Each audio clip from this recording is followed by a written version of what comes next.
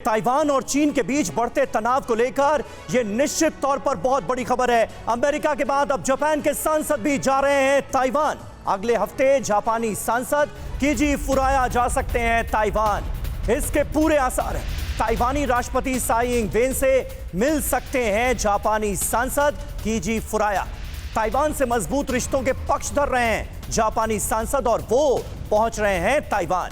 Pelosi अमेरिकी सांसदों के ताइवान दौरे की वजह से पहले से भड़का है चीन। जी हां, ये दो बड़े दौरे हुए। पहले नैन्सी पेलोसी अमेरिकी संसद की स्पीकर वहां पहुंची और उसके बाद यूएस का सांसदों का डेलीगेशन वहां पर पहुंचा। और मनीष का हम सीधे रुख करना चाहेंगे क्योंकि वो ताइपे से हमारे साथ जुड़े हुए हैं। अब जापानी सांसद का पहुंचना यानी एक के बाद एक, अमेरिका हो, जापान हो, और खबर तो यह भी सामने आ रही है कि कनाडा का भी एक डेलीगेशन पहुंचने वाला है ताइवान। यह बताने की कोशिश है कि हम ताइवान के साथ खड़े हैं। चीन में बौखलाहट तो अब और बढ़ेगी।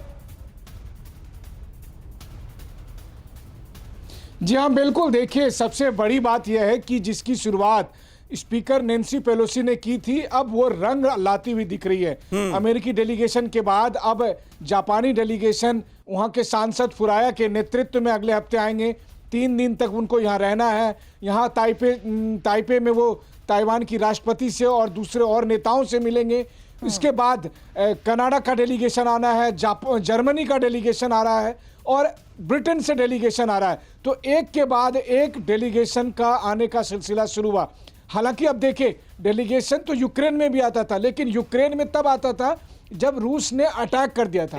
उससे पहले दुनिया के इन तमाम देशों से, पश्चिमी देशों से डेलीगेशन का आना दरअसल ये संदेश देने की कोशिश है कि हम सब ताइवान के साथ हैं। और अब मुझे लगता है कि आप देखिए, अगर चीन ने उस समय इतना बवाल नहीं मचाया होता स्पीकर पेलोसी के विजिट को लेकर, तो शायद इतने डेलीगेशन नहीं आते। अब इतने डेलीगेशन आने के बाद ताइवान को वो मान्यता मिल गई जो मान्यता पिछले 10-20 साल से ताइवान स्ट्रगल कर रहा था। तो चीन की पहली रणनीति तो यूं ही समंदर में कहें आप तो डूब गई है। अब जो दूसरी रणनीति है, उसके लिए ताइवान अपनी सुरक्षा तैयारियों को इतना मजबूत कर रहा है कि मुझे लगता है कि आने वाले दिनों में कई और पश्चिमी देशों से भी कई विध्वंसक हथियार ताइवान को और मिलने वाले हैं। तो आप समझ सकते हैं कि ताइवान में ये एक बड़ी मैसेजिंग जरूर होती है जिसके तहत ये बड़ी खबरें सामने आती हैं। और जैसा कि अभी आपने जिक्र किया, बता दें कि अमेरिका के बाद अब चीन को बड़ा झटका कनाडा भी दे सकता है, क्योंकि कनाडा के सांसदों का ये डेलीगेशन अब ताइवान जिस तरीके से आ रहा है, मनीष, इस वॉर जोन में ये एक बड़ी मैसेजिंग है कि ताइवान के समर्थन में सभी हैं। लेकिन इस बीच सवाल अभी भी ये बना हुआ है कि ताइवान पर यह संकट कई सालों से है। आज के हालात को देखते हुए निपटने की तैयारी में ताइवान जरूर नजर आ रहा है, लेकिन उस ग्राउंड रियलिटी को नजरअंदाज नहीं किया जा सकता, जो शायद वहां के आम नागरिक भी बोल रहे हैं कि मुश्किल नहीं है चाइना के लिए ताइवान पर कब्जा करना।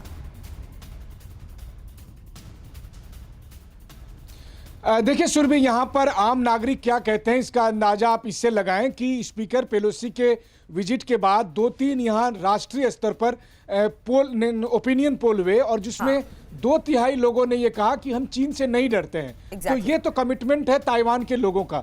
दूसरी बात है कि अगर ताइवान और रूस चीन के सामरिक क्षमता का मुकाबला करें तो ये बात सच है कि आंकड़ों में बहुत आगे है चीन, लेकिन फिर वही बात है कि ऐसा नहीं है कि ताइवान के पास जवाब देने की क्षमता नहीं है।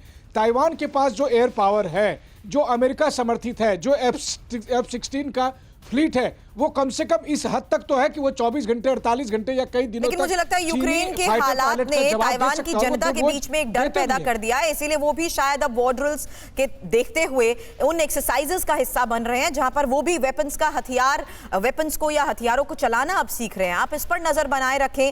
ग्राउंड रियलिटी पर एक अपडेट हम आपसे लेंगे। मनीष, शुक्रिया पूरी जानकारी के लिए आपका।